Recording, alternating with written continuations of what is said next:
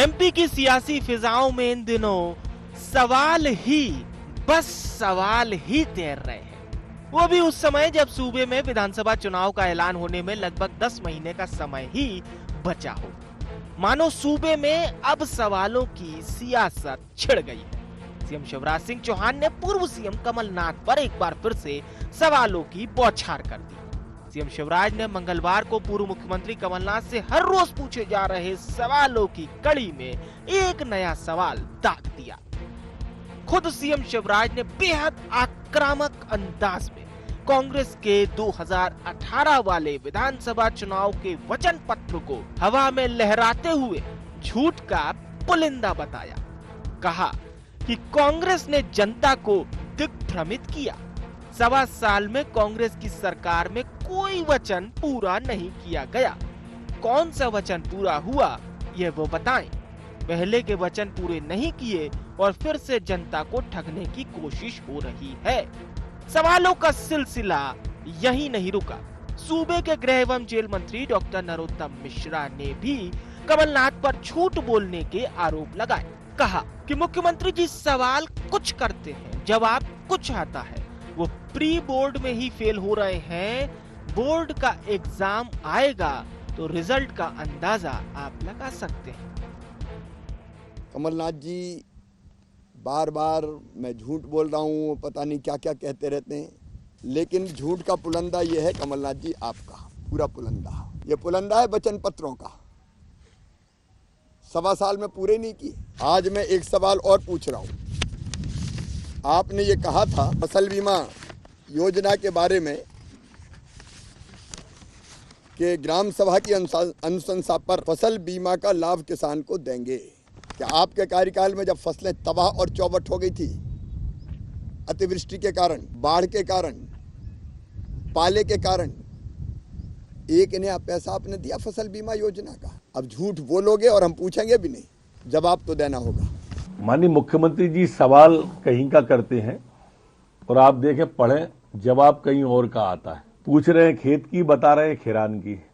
ये कमलनाथ जी की स्थिति, ये प्री मेडिकल एग्जाम में ही फेल हो रहे हैं। वो बोर्ड का एग्जाम जब आएगा, विधानसभा का चुनाव, तब उनकी क्या स्थिति बनेगी, इससे अंदाज आप कर सकते हो।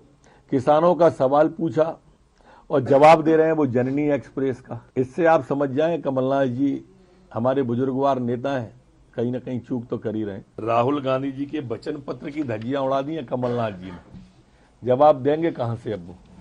सवालों की सियासत में पूर्व सीएम कमलनाथ ने भी पलटवार करने में देरी नहीं की। पूर्व सीएम कमलनाथ ने भी ट्वीट के जरिए सरकार को घेर दिया और बीजेपी कार्यकाल का जिक्र कर उन्होंने भी कई सवाल दागे। इतना ही नहीं, कांग्रेस नेता भी बीजेपी पर हमलावर नजर आए। पहले छोटी सी दुकान होती थी झूठ की शिवराज की, अब बहुत बड़ा जनरल स्टोर हो गया है। दूसरों पे आरोप लगाने के पहले अपने गिरेबान में तो झांक लो। हमने किसानों से जो वादा किया, तुम्हारी सरकार ने खुद जवाब दिया है, तुम्हारे कृषि मंत्री हो तुमने, कि हाँ 27 लाख किसानों की कर्ज माफी कांग्रेस के 1.25 साल के कार्यकाल में हुई। जहाँ तक फसल बीमा का सवाल है, जो राशि हमने जमा की, छल कपट से तुमने सरकार हमारी गिरा दी, कोई बात नहीं, उस राशि को अपने नाम पे जोड़ रहे होगी। ये राशि हमने किसानों की जमा कराई है।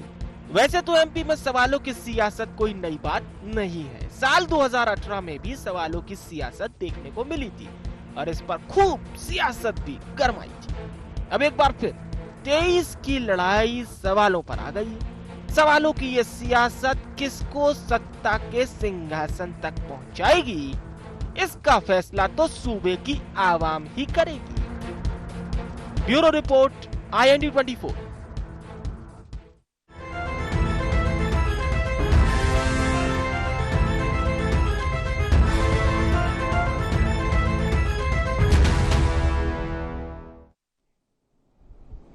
नमस्कार, IND एजेंडा में आपका स्वागत है। मैं हूं राघवेंद्र सिंह। आज हम बात करेंगे एक बार फिर कि 2023 की लड़ाई सवालों पर आई। सिलसिला शुरू किया है मुख्यमंत्री शिवराज सिंह चौहान ने और जवाब देने पड़ रहे हैं कमलनाथ को। लेकिन इस पर आरोप यह है कि सवाल कहीं के हैं और जवाब कहीं के हैं।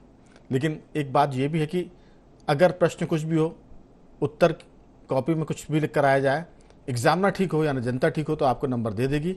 अगर जनता बहुत कड़ी है, एग्जामिनर कठोर है, तो फिर शोले की कहानी पर आपको नंबर नहीं मिलेंगे। ये जो लड़ाई है, इस पर हम चर्चा शुरू करें उसके पहले एक नज़र डालते हैं एजेंडा पॉइंट्स पर। मिशन 23 से पहले सवालों की सियासत के क्या मायने? क्या सवालों में उलझी सूबे की सियासत?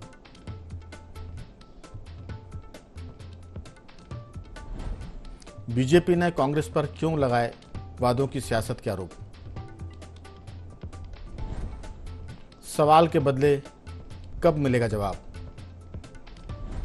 तो ये सवाल के बदले कब मिलेगा जवाब, ये तो चुनाव जब होंगे दिसंबर में तब पता चलेगा। लेकिन अभी तो सवालों के अखाड़े में कांग्रेस और बीजेपी गुत्थम गुत्था है।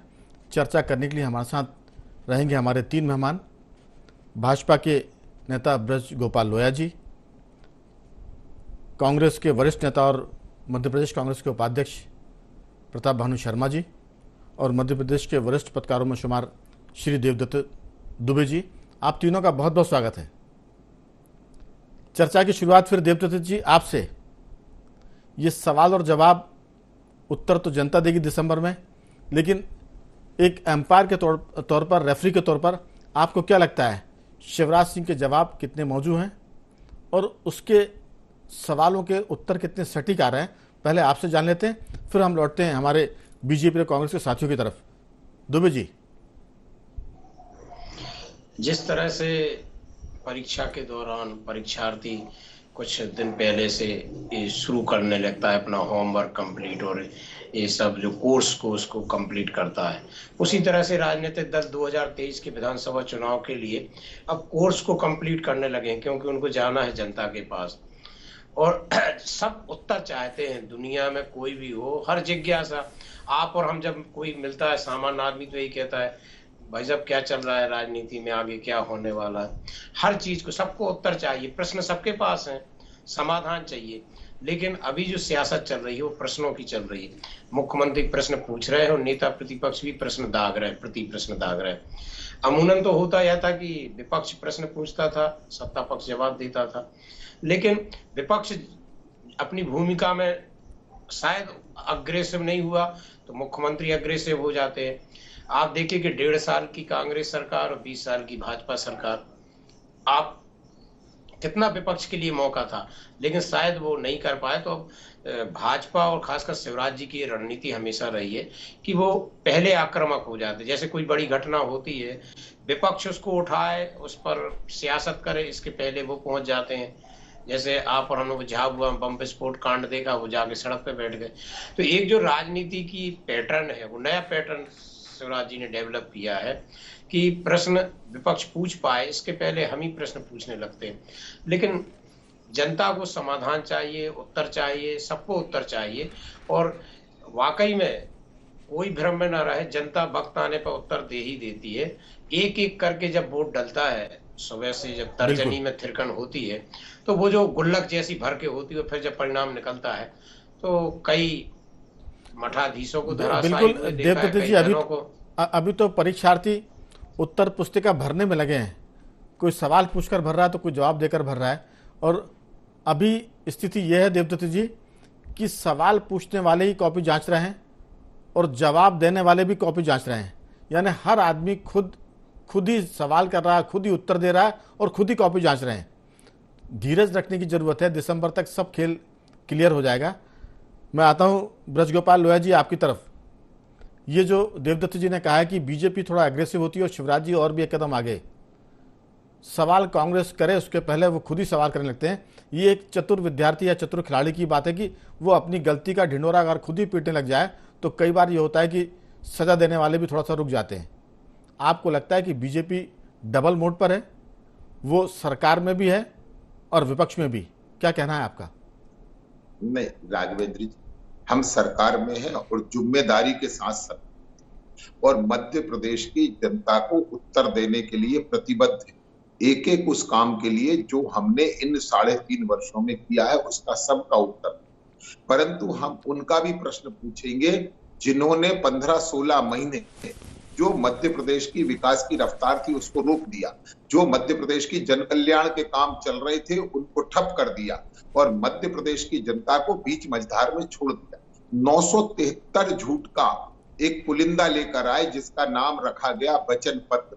उस वचन पत्र के बाहर का हम कोई प्रश्न नहीं पूछ रहे। माननीय शिवराज जी ने कोई प्रश्न इनसे ये नहीं पूछा है जो हमारा प्रश्न हो, जो आपने अपने वचन पत्र में लिखा था। हम केवल वही पूछ रहे हैं कि आपने कहा था कि 10 दिनों के भीतर किसानों के कर्जे माफ हो जाएंगे, 2 लाख तक के क्यों नहीं हुए। हम प्रश्न पूछ रहे हैं, आपने बेटियों को कहा था कि हम 51,000 रुपए देंगे आपके विवाह के लिए, जो मुख्यमंत्री कन्यादान योजना है उसमें, परंतु क्यों नहीं दिए। ये प्रश्न पूछना एक राजनीतिक दल के नाते हमारा कर्तव्य है और राजनीतिक दल के नाते इसलिए है कि मध्य प्रदेश की जनता हम में विश्वास करती है, तो हम वो प्रश्न पूछ रहे हैं और ये पब्लिक डोमेन में किसी भी प्रश्न का जवाब दें। जो लोग ये कहते हैं कि हमने तो ये किया वो किया, तो आप आइए ना पब्लिक में, किसे आपने मध्य प्रदेश में बेरोजगारी भत्ता दिया, किसे आपने मध्य प्रदेश में कर्ज माफी की, कितनी आपने मध्य प्रदेश की जो स्वसहायता समूह थे उनके कर्जे माफ किए, कितनी बेटियों को आपने लाडली लक्ष्मी मुख्यमंत्री कन्यादान योजना का लाभ पहुंचाया, क्योंकि आपने 51,000 की घोषणा मात्र की और एक कागज पर की। कर्ज माफी की बात आपने कही अपने घोषणा पत्र में, जिसे आपने वचन पत्र नाम दिया। इसके बाद किसानों को पर्चे बांट दिए गए, लाल नीला हरा पीला, इनको भरिए, और किसानों को उस भ्रमजाल में उलझा दिया और आज वो किसान डिफाल्टर हो गए। इसलिए हम प्रश्न पूछ रहे हैं कि 51,000 रुपए जो आपने कन्यादान में देने की बात की थी और आपके ही मंत्री, सामाजिक न्याय मंत्री तत्कालीन लखन घनघोरिया जी ने ये विधानसभा में स्वीकार किया कि हम 51,000 रुपए नहीं दे पाए। तो ये जो आपकी दो वही बातें थी, हम उनके प्रश्न पूछ रहे हैं और ये प्रश्न इसलिए पूछ रहे हैं कि आपको एग्जाम आने वाला है, आपको ये प्रश्न हम पूछ रहे हैं और जनता की तरफ से पूछ रहे हैं। इनका उत्तर दीजिए कि क्योंकि आप फिर नए झूठ का पुलंदा बनाएंगे और नई कमेटी आपने बनाई दी है वचन पत्र के लिए और वो नए वचन पत्र में नए झूठ शामिल करेंगे। तो पहले अपना पुराना रिकॉर्ड तो बता दीजिए कि आपने 973 झूठ बोले थे, उनका क्या हुआ। ब्रजगोपाल जी, लोकतंत्र में कहा जाता है कि मीडिया या प्रेस या पत्रकार स्थायी प्रतिपक्ष होता है, तो एक सवाल प्रतिपक्ष के नाते मेरा भी आपसे, सरकार तो 5 साल के लिए बनी थी, 15 महीने में अगर आप 5 साल का हिसाब पूछेंगे तो कोई भी कैसे दे पाएगा। आप चाहें तो उसका उत्तर दें अगली बातचीत में।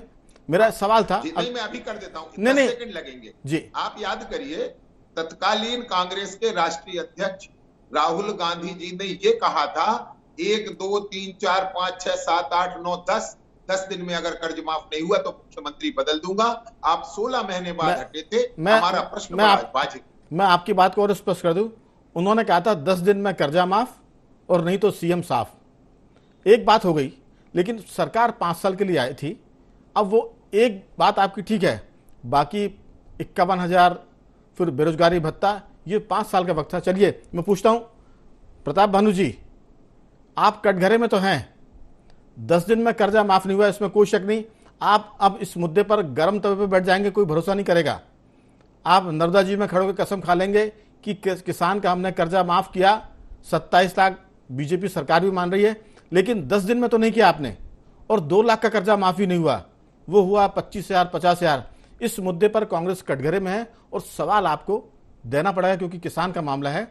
बाकी के बार आप थोड़ी सी सहूलियत ले सकते हैं, अनुकंपा के मार्क्स आपको मिल सकते हैं। इसे कहते हैं ना कि अगर ग्रेस मार्क्स जो होते हैं वो आपको मिल सकते हैं, लेकिन इस पूरे मुद्दे पर किसान कर्जे के मामले में तो कांग्रेस बुरी तरह से फ्लॉप हुई थी क्योंकि 10 दिन में कर्जा माफ नहीं हुआ था और किसान डिफॉल्टर हो गया था। अब आपकी बात।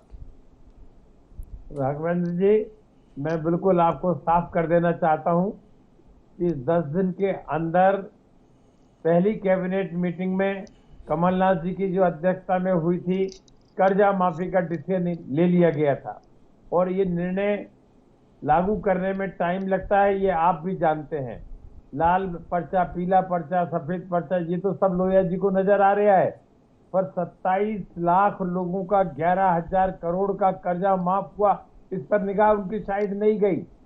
ये स्वयं शिवराज सिंह जी ने स्वीकार किया 27 लाख लोगों का कर्जा माफ हुआ, ये स्वयं विधानसभा के पटल पर इन्होंने जानकारी दी, इनकी सरकार ने जानकारी दी, और आज झूठ का पुलंदा लेकर बताने की बात करते हैं।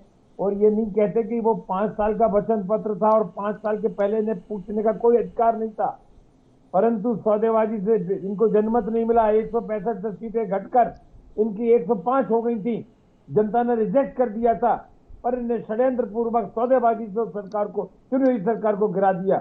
किसान का कर्जा माफ नहीं होने दिया, वचन पत्र के वायदे पूरे नहीं होने दिए। और जहां तक पास होने की सवाल है, आपने कम से कम इतना तो स्वीकार किया कि अनुकंपा मार्क देके पास कर दोगे। ये तो नकल है, नकल से पास नहीं हो पा रहे। ये तो वो कौन सा व्यापम में इतनी नकल हुई है, इतना प्रताप भानु जी, हुआ है, प्रताप भानु जी, गले गले तक प्रताप भानु जी को समझ रही है। मेरे मुंह में मत डालिए। मैंने ये नहीं कहा कि पास हो जाएंगे, मैंने कहा था कि ग्रेस मार्क्स मिल सकते हैं इसमें। पास तो खैर जनता तय करेगी। ग्रेस मार्क्स दिसंबर में जी होने के लिए तो ग्रेस मार्क्स मिलते हैं, दिसंबर में मार्क्स से पास हो जाते हैं। यदि 5 साल पूरे मिलते, कमलनाथ जी अपने वचन पत्र को बिल्कुल निभाते। ये तो उल्टा चोर कोतवाल को डांटे, चुनी हुई सरकार को गिरा दिया, पैसे बांट दिए, भ्रष्टाचार का रिकॉर्ड कायम कर दिया। आया राम गया राम मध्य प्रदेश में होता नहीं था, उसकी बुनियाद डाल दी। ऐसे भ्रष्ट आचरण से बनी हुई सरकार कितनी जवाबदेह होगी। और आपसे, जैसा कि आपने भी कहा, देवदत्त जी ने भी कहा कि कोई पूछे या जवाबदेह हो, उसके पहले ही 10 प्रश्न पूछ लो। सरकार जनता के प्रति जवाबदेह होती है। विपक्ष का काम है कटघरे में खड़ा करना, प्रश्न पूछना, सवाल पूछना, उस सवाल का जवाब देना चाहिए और उनका पूरा उत्तर देना चाहिए। क्यों आपने इंश्योरेंस क्यों नहीं दिया किसानों को? आपने किसानों का कर्जा पूरा माफ क्यों नहीं किया? जब एक बार विधानसभा से वो प्रस्ताव पारित हो गया था, तो जो भी सरकार थी, जिस वचन पत्र पे बनी थी, उसे लागू करना उस धोखे से, सौदेबाजी से बनी हुई सरकार का कर्तव्य नहीं होता था। ये इनके वचन पत्र, मैनिफेस्टो पे चुनी हुई सरकार नहीं है। अब ये तो बड़ी अजीब स्थिति है कि आपके वचन का पालन कोई और करे, क्यों करेगा? अरे तो क्योंकि इन्हें गिराई हमारी सरकार। ये अटपटी बातें हैं। और जब सवाल के उत्तर सही नहीं आते तो फिर लोग उत्तर में शोले फिल्म की कहानी लिखकर रहते हैं, मुगले आजम की कहानी। ये वैसी बात है, तो दे दिए, तो कुछ भी नहीं मिला। बिल्कुल। लेकिन सवाल यही है देवदत्त जी, मैं लौटूंगा लोया जी आपके पास, कि कांग्रेस कह रही है कि हमने 27 लाख का कर्जा माफ किया। हर कोई अपने दुर्गुण छुपा रहा है, अपनी कमियों को छुपा रहा है। कांग्रेस अपनी कमी छुपा रही है। 10 दिन में कर्जा माफ करना था, आदेश निकालकर कर्ज माफ हो जाते तो फिर कोई दिक्कत ही नहीं थी। इसमें कोई शक नहीं कि उन्होंने पहले हस्ताक्षर किए थे कर्ज माफी के आदेश पर, लेकिन कर्ज माफी प्रैक्टिकली हुई नहीं थी। अगर सिर्फ आदेश हस्ताक्षर से हो जाते तो दुनिया बदल जाती। दूसरी बात यह कि वो ये कह रहे हैं कि सरकार हमारी गिरा दी या सौदेबाजी कर ली, तो सरकार गिरी इसका भी दोष कांग्रेस पर जाता है। लेकिन हर कोई अपने दुर्गुण छुपाकर दूसरे पर आक्रमण कर रहा है। लोकतंत्र में हमें लगता है कि यह रिवाज जैसा हो गया। आपकी राय, अगर हर कोई अपना दोष देखे तो शायद परीक्षा में फेल होने की नौबत ना आए। क्या कहना है आपका? सरकार क्यों गिरी? 27 लाख के कर्जे माफ हुए तो बाकी माफ क्यों नहीं हुए? फिर किसान डिफॉल्टर हुआ तो उसका ब्याज कौन भरेगा? आपका क्या कहना है दुबे जी? दलों की सरकारों का हमने अपने समय देखा है और बहुत सारे मुद्दे हैं जिन पे जनता के साथ वादा खिलाफी हुई, फिर वो घोषणा पत्र से विश्वास उठ गया। तो एक दल ने उसका वचन पत्र नाम दिया, एक ने संकल्प पत्र नाम दिया, और उसके क्रियान्वयन में भी जिस तरह से लापरवाहियां कई बार होती हैं, उसके कारण तो ये विश्वास उठता जाता है। देवदत्त जी, आपकी बात में जोड़ रहा हूं। घोषणा पत्र का नाम बदला, वचन पत्र और संकल्प पत्र। अब इसमें भी इतनी वादा खिलाफी हो रही है कि आने वाले दिनों में जनता इन दोनों शब्दों पर भरोसा नहीं करेगी। फिर शायद लोग छिपरा जी में, उज्जैन में और नर्मदा जी में खड़े होकर कस्में खाएंगे कि ये जो हमारा संकल्प पत्र है इसको आप मान लीजिए, अब की बार हम जरूर पूरा करेंगे। अविश्वसनीयता तो बहुत ज्यादा फैल रही है पॉलिटिकल पार्टीज को लेकर। जी, बात करी पूरी। बिल्कुल। अब जो डिजिटल युग है राघवेंद्र जी, तो मुझे लगता है कि प्रयागराज में संगम में खड़े होकर एक वीडियो बनाया जाएगा कि मैं ये संकल्प, वचन पत्र और जो भी है सब मिलाकर प्रतिज्ञा करता हूं कि ये वादे हम सरकार में आने के बाद पूरे करेंगे। अब एक होड़ लग गई है राघवेंद्र जी की, जो क्या हम वादे कर दें, हमें सरकार में आना है, ये नहीं देखते। हमने कई बार एक डिबेट में चर्चा की थी कि जैसे कई चीजों में होता है आईएएस मार्क का होता है कि यदि या उपभोक्ता में हम जाते हैं फोरम में कि जो आपने कहा यदि वो क्वांटिटी क्वालिटी नहीं है तो हम उपभोक्ता फोरम में जाएंगे। मुझे लगता है अब समय आ गया कि राजनीतिक दल यदि अपने घोषणा पत्र को पूरा नहीं करते तो उनके लिए आगामी चुनाव लड़ने पर या कुछ प्रतिबंध ऐसे लगना चाहिए कि आप अगला घोषणा पत्र जारी नहीं करें, आप यही कहें कि पिछले जो वादे रह गए हम उसी पे चुनाव लड़ रहे हैं। बिल्कुल, ये एक प्रावधान चुनाव आयोग की तरफ से आ जाना चाहिए दुबे जी, ये क्योंकि एक तरह से ठगी जैसा मामला है। ये जो कि आपने आप बात वादे की है का- ये पूरी चर्चा का सार है और निचोड़ है कि अगर घोषणा पत्र पूरा नहीं होता है जिसमें आसमानी सुल्तानी वादे होते हैं तो मतदाताओं के पास भी एक ऐसा प्लेटफॉर्म या फोरम होना चाहिए जो उन पार्टियों के खिलाफ वो लेकर जाए और उन पार्टियों पर कार्रवाई कराए, क्योंकि हम ये नहीं कहते कि पार्टियों की पंजीयन खत्म कर दिया जाए, लेकिन कहीं ना कहीं उन पर रोक की जरूरत है। लोया जी, बात बहुत गंभीर दौर में गई है कि वादे बहुत सारे होते हैं, सिर्फ सरकार मिल जाए, सरकार में पहुंच जाए, चाहे जो वादे करा लो, आसमान से चांद के तारे चाहिए तो लाके दे देंगे, लेकिन सरकार में ला दो। क्या ये जो आसमानी सुल्तानी वादे हैं ये बंद होने चाहिए? बिल्कुल बंद होने चाहिए।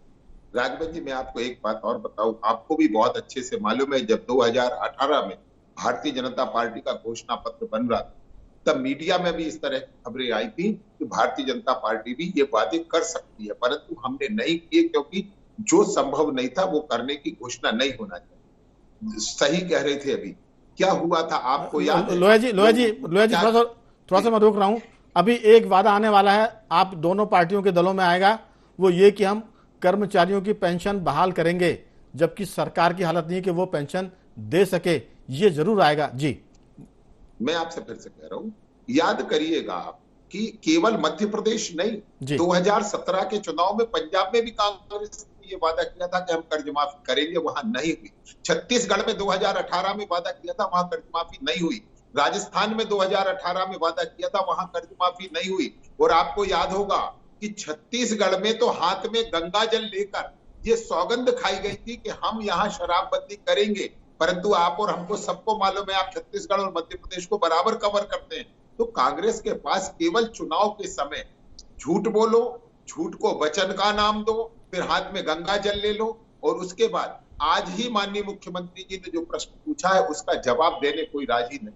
कल उन्होंने पूछा था कि बेटियों को कितनी बेटियों को 51,000 दिए, कोई चर्चा नहीं। फिर ये पूछा 2018 को, अगर 19 को आप याद करेंगे कि जिन्होंने ये कहा था कि ग्राम पंचायत की अनुशंसा पर हम किसान कृषि बीमा योजना का पैसा देंगे, उन्होंने किसानों की जो किस्त थी बीमा की, वो बीमे की किस्त भी जमा नहीं की। और 2020 में जब माननीय शिवराज जी सरकार में आए तो उस कोविड के काल में भी हमने वो किसानों की बीमा की किस्त जमा करी, और जिसके कारण मध्य प्रदेश के किसानों को 3,000 करोड़ का फसल मुआवजा दिलवा पाए। चलिए, इसलिए संभव मैं हुआ कि हमने वो जमा।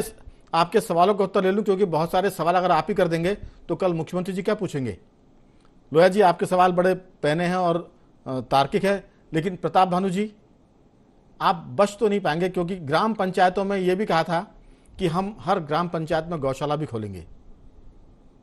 ये सारे सवाल जनता के बीच में पॉलिटिकल पार्टीज की जो प्रतिबद्धता उस पर सवाल खड़े करते हैं, और ये लोकतंत्र के लिए अच्छा नहीं है। चाहे कोई भी पार्टी कितने भी बड़े वादे करे, पूरे नहीं कर पाएगी तो उसकी फिर साख गिरती है, क्रेडिबिलिटी दांव पर लगती है। आपकी राय? बहुत संक्षेप में, बातचीत का अंतिम दौर है जी। राघवेंद्र जी, हमारे वचन पत्र में वायदा किया था 1,000 गौशाला खोलने का जी, और हर गांव, इसमें इसके बाद ये भी था कि हर ग्राम पंचायत में हम गौशाला खोलेंगे। तो 1,000 गौशाला के लिए पंचायतों पे फंड पहुंच गया था, निर्माण कार्य शुरू हो गया था। और आप मालूम कर लीजिए, पंचायतों में ग्रामीण विकास से मालूम कर लीजिए कि कितनी गौशालाएं बन गई, पर उस गौशाला में जो चारे के लिए पैसा 16 रुपया प्रति गाय प्रतिदिन के हिसाब से तय हुआ था, वो भी सरकार ने बंद कर दिया। और आज भोपाल में देखिए क्या कंकाल मिल रहे हैं गौशालाओं के बाहर, गौ के कंकाल को और उसके चमड़ी को बेचकर गौशालाएं चला रही हैं। ये सरकार की दुर्दशा।